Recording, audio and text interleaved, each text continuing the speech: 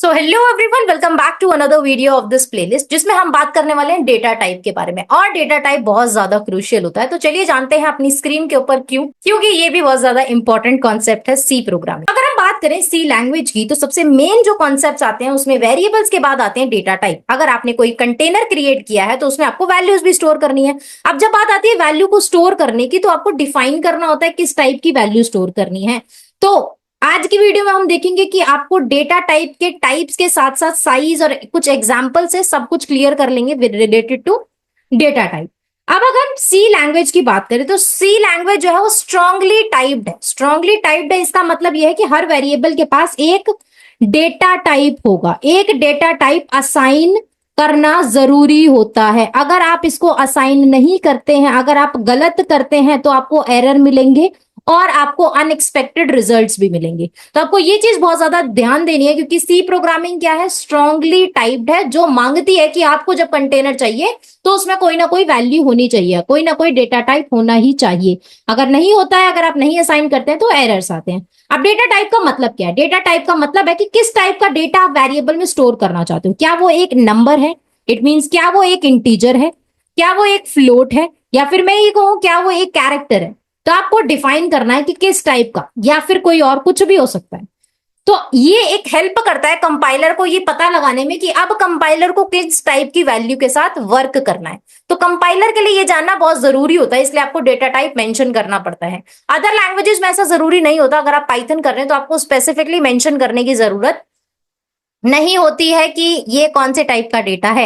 आप वहां पर डायरेक्टली वैल्यू पास कर सकते हैं, आप उसमें डायरेक्टली लिख सकते हैं a is equal to 2। But C programming में ऐसा नहीं होता। सी प्रोग्रामिंग में आपको a के साथ मेंशन करना होता है कि a क्या है, a कौन सी टाइप की वैल्यू को होल्ड करने वाला है।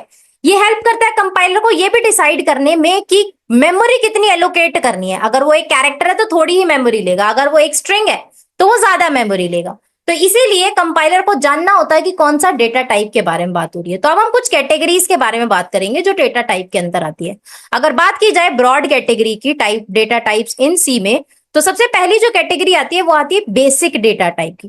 बेसिक डेटा टाइप, जैसे कि अभी हमने पहले भी देखा कि इंटीजर एक बेसिक डेटा टाइप है। इंटीजर का मतलब क्या है? पूरे नंबर। पूरे नंबर जैसे 10, 20, 30, 10 lakhs, 40 lakhs। इट मीन्स मैं होल नंबर्स की बात करूं, ये नेगेटिव में भी हो सकते हैं, -5, -10, -20, -lakhs, कुछ भी हो सकता है, बट ये पूरे नंबर होते हैं, ये डेसिमल नंबर्स नहीं होते हैं। और जब हम बात करते हैं पूरे नंबर की, मतलब कि मोस्टली जो होता है, जब भी हम इंटीजर स्टोर करते हैं तो इसमें कितनी मेमोरी यूज होती है? इसमें यूज होती है 4 बाइट्स की मेमोरी मोस्टली यूज होती है। अगर ये कुछ रेंज के अंदर है, मतलब कि minus something to 4, 7, I think this is the range, बहुत बड़ा सा नंबर है ये कोई, ठीक है, 6, 4, 7 और 4, 7, 8 आई गेस। तो इससे लेकर इसी का पॉजिटिव वर्जन तक अगर कोई वैल्यू है तो ये 4 बाइट्स ही लेगा। तो अगर आपको ये इंटीजर मेंशन करना है तो आप क्या लिखोगे? आप लिखोगे int age is equal to 21। मतलब आप इंटीजर वैल्यू को स्टोर कर रहे हो एज वेरिएबल में, और वैल्यू जो है वो 21 है। इसे हम कहते हैं बेसिक डेटा टाइप की फर्स्ट कैटेगरी। अब दूसरी कैटेगरी क्या होती है? दूसरी होती है फ्लोट। फ्लोट का मतलब क्या होता है? फ्लोट मतलब होता है decimal numbers. Decimal numbers, decimal numbers with less precision, जिसमें हमें प्रिसीजन की बात नहीं करनी है, जिसमें हम प्रिसीजन से रिलेटेड डाटा को नहीं स्टोर करते हैं। फ्लोट यूज होता है डेसिमल वैल्यूज के लिए। 4 बाइट्स का मतलब यह है कि प्रिसीजन जो है 6 डेसिमल तक ही एक्यूरेट आएगा। फॉर एग्जाम्पल, अगर आप पाई की वैल्यू स्टोर करते हो तो आप कैसे स्टोर करोगे? आप लिखोगे float, okay, pi is equal to 3.14। ये हो जाएगा हमारा फ्लोट। अगर आपको मोर प्रिसीजन चाहिए, अगर आपको प्रिसीजन पे वर्क करना है, अगर आप चाहते हैं कि वैल्यूज जो हो ज्यादा एक्यूरेट रहें, ज्यादा एक्यूरेसी के लिए आप क्या करते हैं? उसको डबल में स्टोर करते हैं। तो डबल भी एक डेटा टाइप होता है, डबल भी एक फ्लोट वाला ही होता है। इसको हम कहते हैं डेसिमल विद मोर प्रिसीजन। जब हम मोर प्रिसीजन की बात करें तो हमें डबल को यूज करना था। अब डबल कैसे यूज करते हैं? जैसे आपने फ्लोट लिखा है वैसे ही आप क्या करेंगे? आप वहां पर लिख देंगे डबल, उसके बाद लिखेंगे big pi, just let's say, and then आप उसमें अपना वैल्यू, जो भी अपनी कंप्लीट पाई की वैल्यू होती है, वो आप इसमें स्टोर कर देंगे। तो ये एक्यूरेटली इस तरीके से चल जाएगा। जब हम लेस प्रिसीजन की बात करते हैं मतलब हम 6 डेसिमल पॉइंट्स तक ही लेंगे, उससे ऊपर नहीं लेंगे। बट जब हम बिग डेटा की, बिग डेसिमल की बात करते हैं तो हम इसमें और वैल्यूज भी ऐड ऑन कर सकते हैं। अगला जो हमारा डेटा टाइप होता है उसको हम कहते हैं CHAR, जो शॉर्ट फॉर्म है कैरेक्टर की। अब कैरेक्टर क्या होता है? एक सिंगल कैरेक्टर, ABCDEFG ऐसे करके सिंगल कैरेक्टर। अभी कितनी बाइट का डेटा लेता है, मेमोरी लेता है? बेसिकली 1 बाइट ही लेता है। अब इसमें जो डेटा आता है वो ASCII वैल्यू स्टोर होती है, ठीक है। ASCII जो हमारा फॉर्म होता है उसकी वैल्यू स्टोर होती है। जैसे कि अगर आपको ग्रेड स्टोर करना है तो आप कह सकते हो A जो है वो हमारा ग्रेड है। अब ग्रेड कौन से टाइप का डेटा है? ग्रेड एक कैरेक्टर है। अब ये चीज आपको मैंने लास्ट क्लास में बताई थी, जब भी हम कैरेक्टर को स्टोर करते हैं तो हम यूज करते हैं सिंगल कोटेशंस, डबल कोटेशन हम यूज नहीं करते, हम यूज करते हैं सिंगल कोटेशन। ये होती है हमारी पहली कैटेगरी, कह सकते हैं हम पहली बेसिक डेटा की कैटेगरी, जिसमें हम बेसिक डेटा के बारे में बात करते हैं। उसके बाद आते हैं कुछ मॉडिफायर्स। मॉडिफायर्स मतलब कि आप कुछ वैल्यूज को मेंशन कर सकते हैं। इसको एग्जांपल से समझते हैं।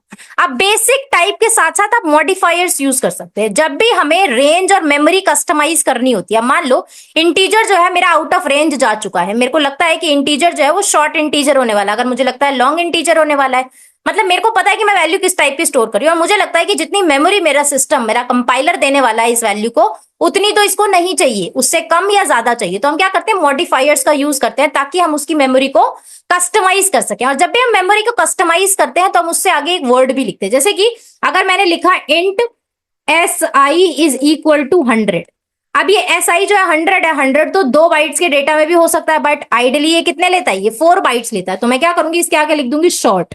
अब ये शॉर्ट क्या है? शॉर्ट एक मॉडिफायर है।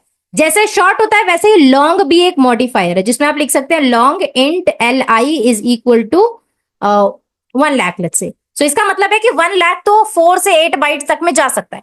तो इसलिए हम क्या करते हैं? लॉन्ग वाले को मेंशन करते हैं एज अ स्पेसिफायर। ये लोअर केस में होता है, ठीक है। शॉर्ट और लॉन्ग दोनों ही लोअर केस में होता है, इसे भी हम मॉडिफायर कहते हैं, राइट। अब और भी होता है, जैसे अनअसाइंड का मतलब होता है no negative numbers allowed, right. तो हम अनअसाइंड भी लिख सकते हैं कि अगर मुझे लगता है कि यहाँ पर नेगेटिव वैल्यू नहीं यूज होगी तो हम क्या करेंगे? Unassigned integer A is equal to 100। तो मतलब कि इसमें जो हम वैल्यू स्टोर कर रहे हैं ओनली 0 टू पॉजिटिव नंबर्स ही स्टोर हो सकते हैं। अगर मैं अनसाइंड की जगह पर साइंड लिख देती हूँ तो मतलब ये है कि इसमें जो है नेगेटिव वैल्यूज भी स्टोर हो सकती हैं, अगर मैंने -50 लिखा है। तो जब आप सिर्फ पॉजिटिव नंबर चाहिए तो आप अनअसाइंड यूज करके अपनी मेमोरी को सेव कर सकते हो। अगर आपको नहीं चाहिए, अगर आपको नेगेटिव नंबर चाहिए तो आप साइंड लिख के मेमोरी को इंडिकेट कर सकते हो कि अब मैं इसमें जो है नेगेटिव वैल्यूज को स्टोर करने वाला हूं। अब मान लो कि मुझे साइज प्रिंट करना है कि आर्किटेक्चर के अकॉर्डिंग, मेरे सिस्टम के आर्किटेक्चर के अकॉर्डिंग इस पर्टिकुलर इंटीजर का क्या साइज है।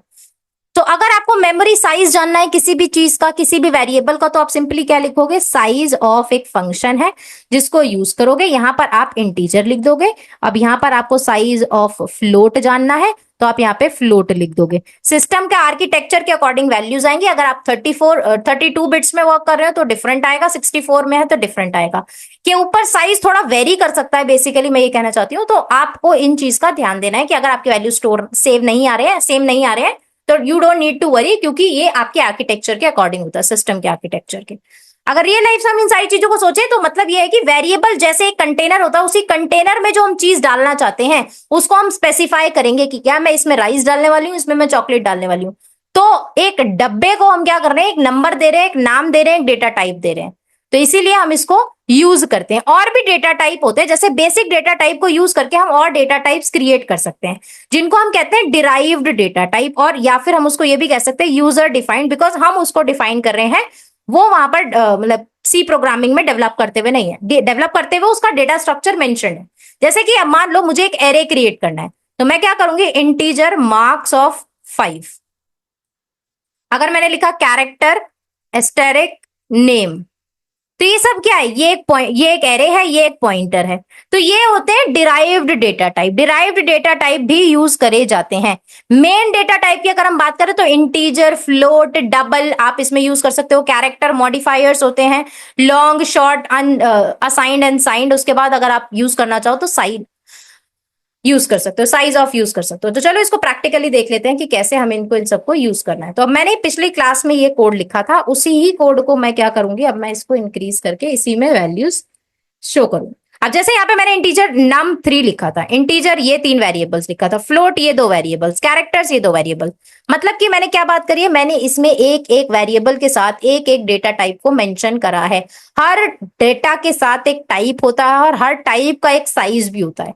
तो आपको ये चीज समझने के लिए सिंपली आपको प्रिंट स्टेटमेंट्स को यूज करना है और इनकी वैल्यूज को प्रिंट करके देखना है। जैसे अगर मैं यहाँ पे लिखूं साइज ऑफ, अब मैं यहाँ पर मेंशन कर सकती हूँ साइज ऑफ, किसका साइज आपको जानना है, जिस भी चीज का आपको साइज जानना है वो आप यहाँ मेंशन कर देंगे। अब मैं इसको सेव कर लेती हूँ और मैं इसको फटाफट से यहाँ पर रन कर देती हूँ। साइज ऑफ इंट लिखते हैं ताकि हमें इंट का पता चले मेरे सिस्टम के according. Think we need to compile this file again. तो आपको ये चीज समझनी है कि डेटा टाइप जब हम यूज करते हैं, डेटा टाइप की जब हम वैल्यूज के बारे में बात करते हैं, तो हम क्या चाहते हैं कि हमारी जो वैल्यूज हो वो डेटा टाइप के साथ जानी चाहिए कंपाइलर के पास, तभी कंपाइलर समझेगा, अदरवाइज कंपाइलर नहीं समझ पाएगा कि क्या करना है, क्यों करना है। तो क्यों करने के लिए आपको ये चीज बतानी पड़ेगी कि ओके यू नीड दिस। तो आपको डेटा टाइप के साथ ही उसको डिक्लेयर करना है, और डेटा टाइप इंपॉर्टेंट ही इसलिए होते हैं ताकि वेरिएबल में जब हम वैल्यूज को स्टोर करें तो हम स्पेसिफाई कर सकें, इनको हम स्पेसिफाई करते हैं। जैसे हम प्रिंट स्टेटमेंट में स्पेसिफायर यूज करते हैं, %c %d ये यूज करके, वैसे ही हमें डेटा टाइप के साथ वेरिएबल्स के साथ भी स्पेसिफायर्स लगाने होते हैं। जब हम वेरिएबल्स डाल देते हैं, जब हम मल्टीपल वेरिएबल्स क्रिएट करते हैं, तब हम क्या मेक श्योर करते हैं कि हम एक ही वैल्यू, एक ही डेटा टाइप को मल्टीपल तरीके से यूज कर रहे हैं। तो ये चीज आपको याद रखनी है। So will meet in the next video जिसमें हम इसको प्रैक्टिकली और ज्यादा अच्छे से समझेंगे कि कैसे वेरिएबल्स में इसको असाइन करना है। ये वीडियो लेंथी होती जा रही है, तो मिलते हैं नेक्स्ट वीडियो में। तब तक के लिए stay tune and happy learning.